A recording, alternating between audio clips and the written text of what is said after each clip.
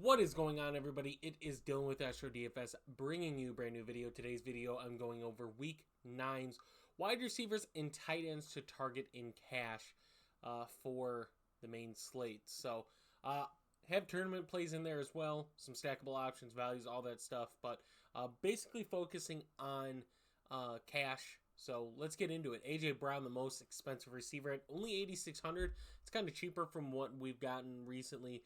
Usually always had a 9,000 plus. Jefferson, Tyreek, Cooper Kupp was there at one point. Kind of went down now. But A.J. Brown, 8,600. I mean, clearly see his fantasy points, 25.24. Playing one of the better defenses, especially against wide receivers at 25.7. So not a huge difference, right? And that's multiple receivers. That's not just one. That's all the receivers. So, but A.J. Brown has a 39% target rate versus man coverage. Philly runs man a lot. It's top 15 in the league. I think it's top 10 as well at that. 26% of the red zone targets go to him. He's a good run back option if you want the Dallas stack of Dak and CD versus the Philly stack of Hurts and Brown and run back with CD. I think either one is playable, right? It all depends on what you want to do with your roster. Just know that that's a lot of salary you're taking up with that game stack and the highest total at that. So next is Cooper Kupp, 8,500. Just kind of laying off as of right now. By Sunday, I'll have this updated.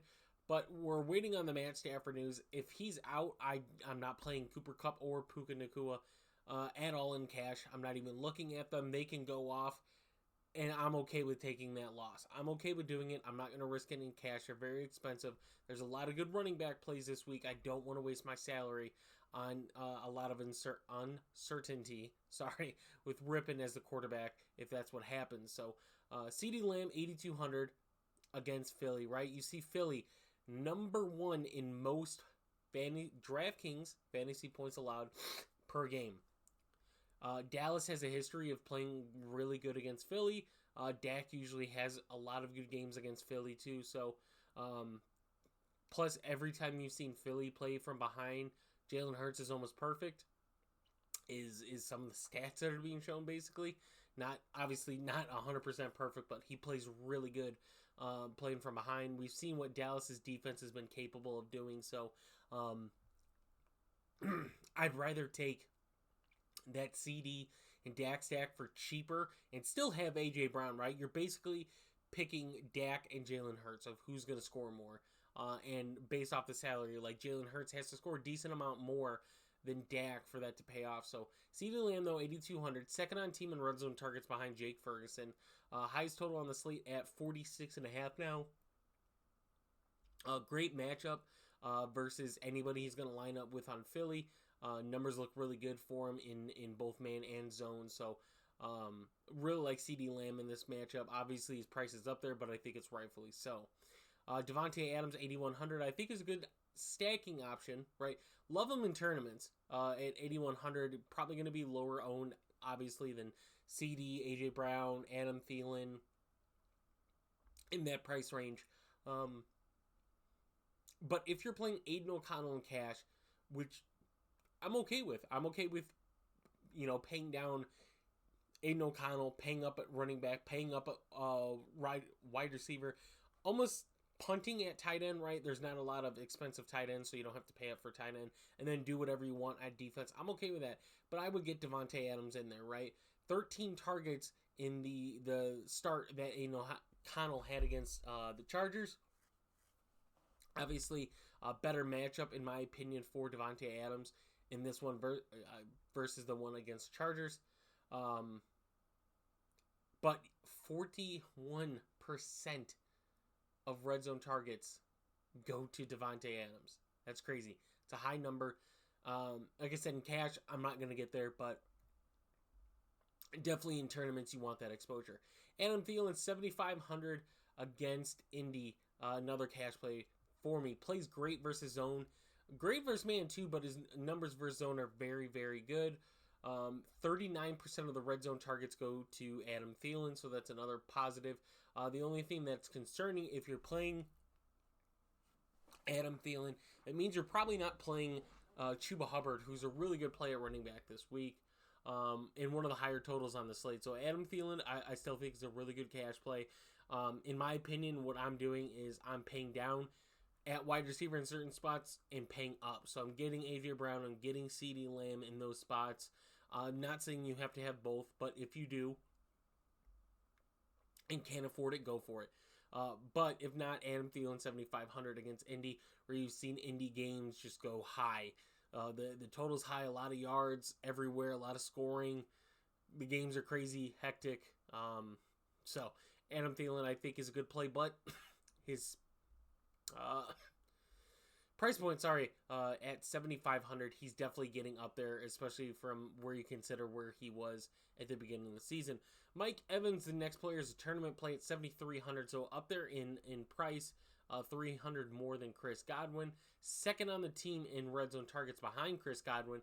He just has a better matchup, and stat-wise, number-wise, best wide receiver on the team versus zone, which is what Houston runs a lot. So Mike Evans is a tournament play, won't be cash. Michael Pittman's a stackable option if you like Gardner Minshew here against Carolina.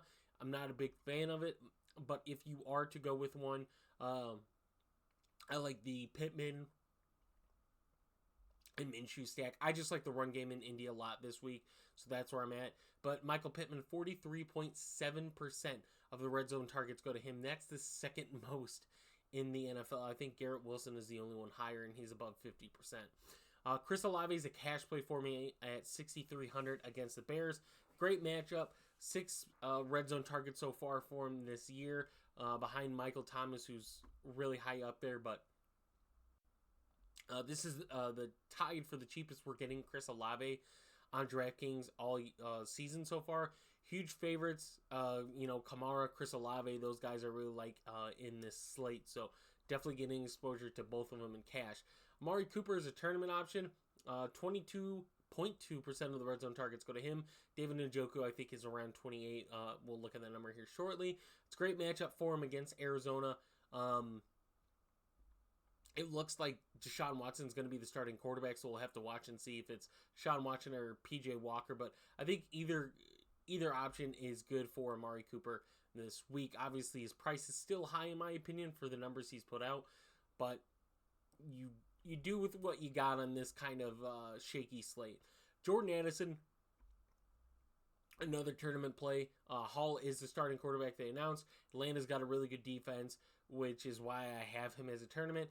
Obviously, the touchdown upside is very high. I think over 32%, if I'm not mistaken, on the percent of red zone targets.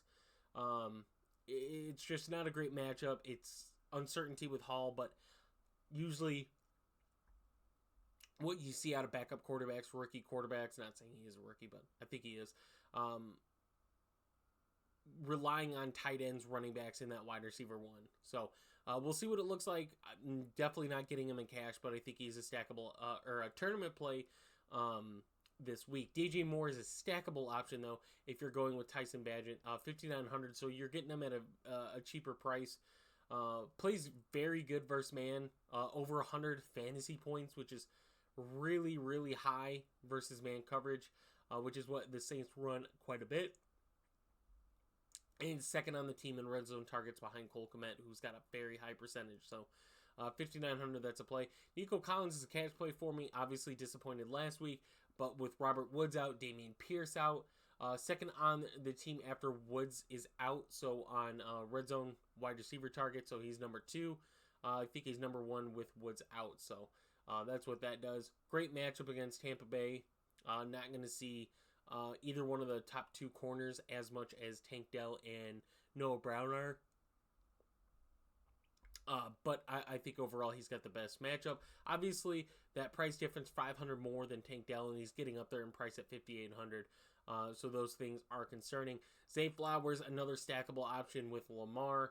I think the price is fair. I don't think his fantasy points we've yet to see that really high boom game.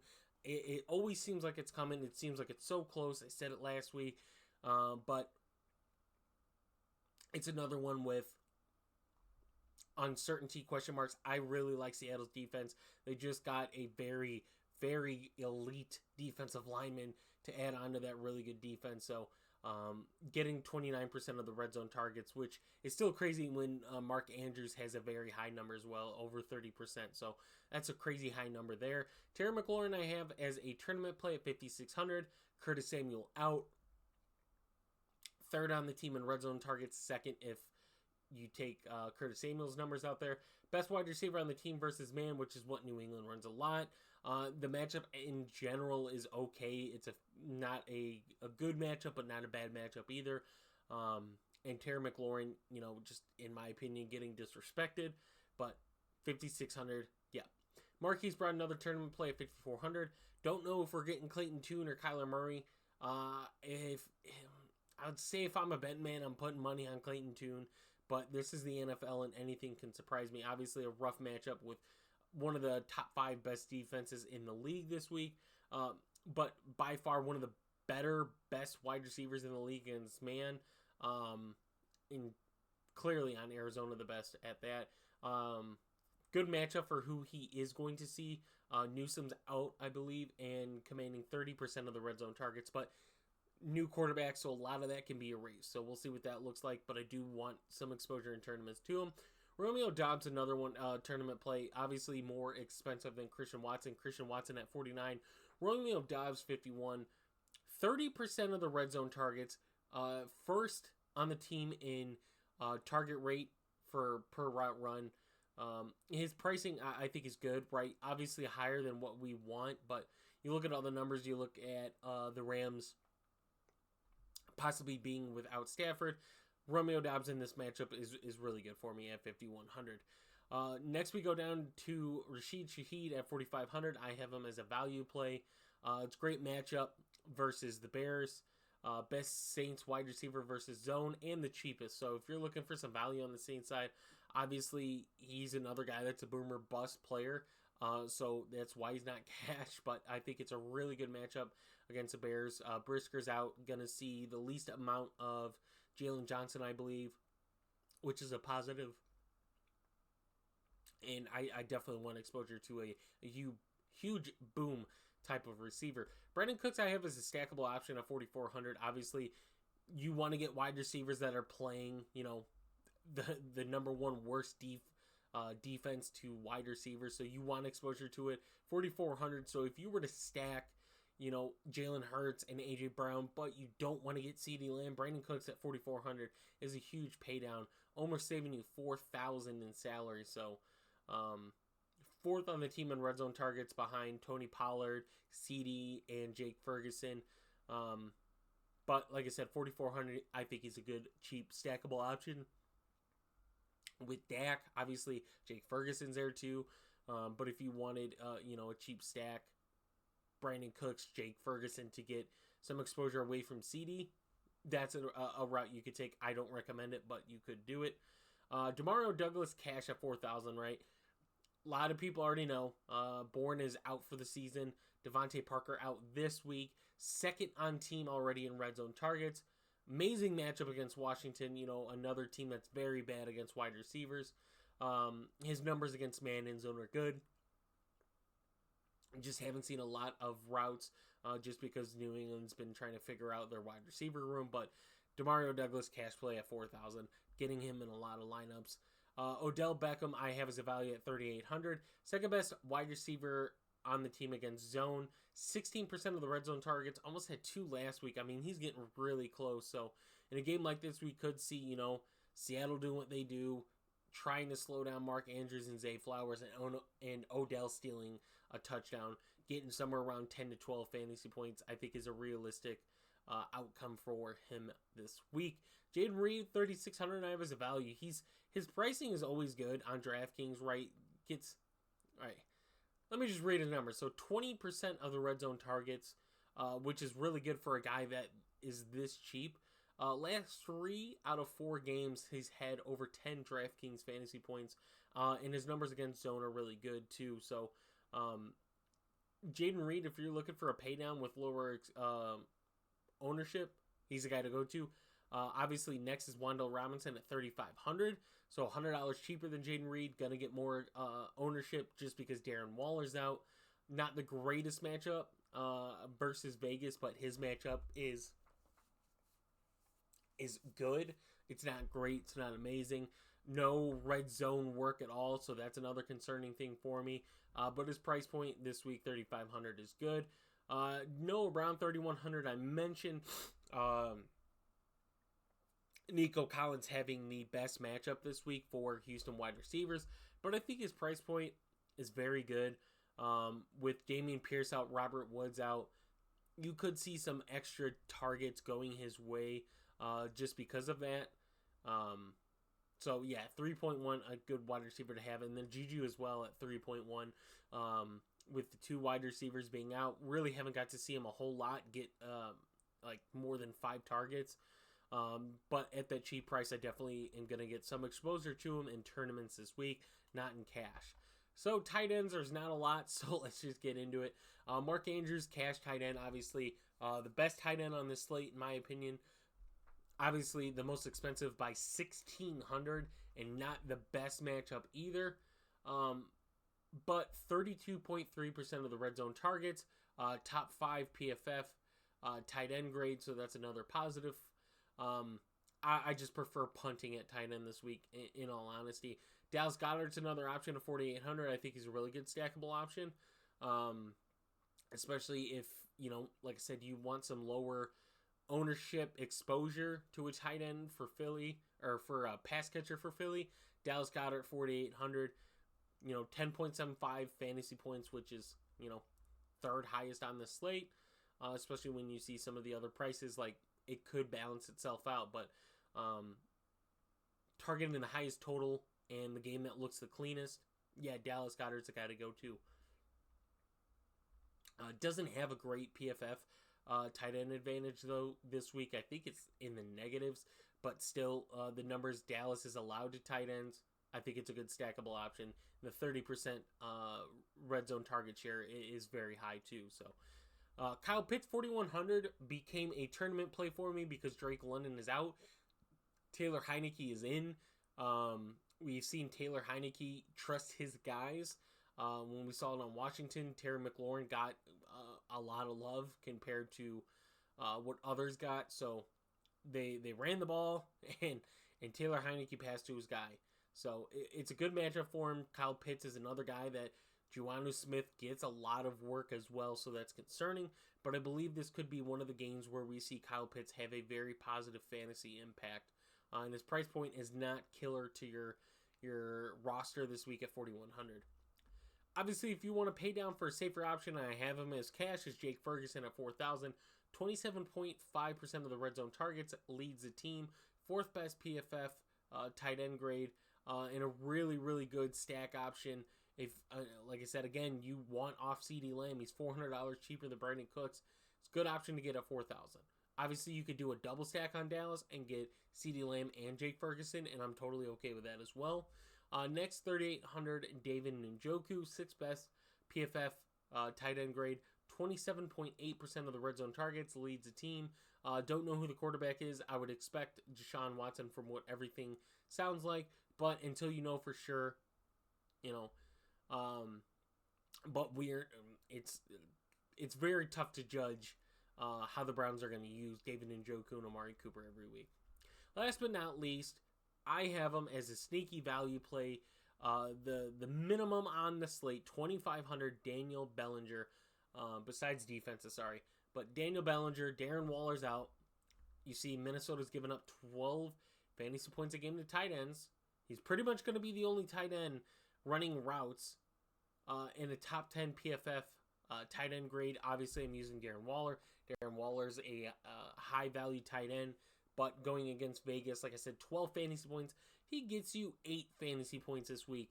He's the bare minimum. I'll take that easily. So, hope you guys did enjoy this video. If you guys are looking for the quarterback and running back, that video I made yesterday, so definitely check that out. If you guys want the sheet come Sunday, just click the link in the description for our Discord where you could join. Very cheap subscription package for what we offer. So if you guys are interested in that, click the link. Hit the like and subscribe if you guys did enjoy this content. I will either do a live or another video tomorrow, Sunday, and see how that goes. So we'll see you guys in the next one.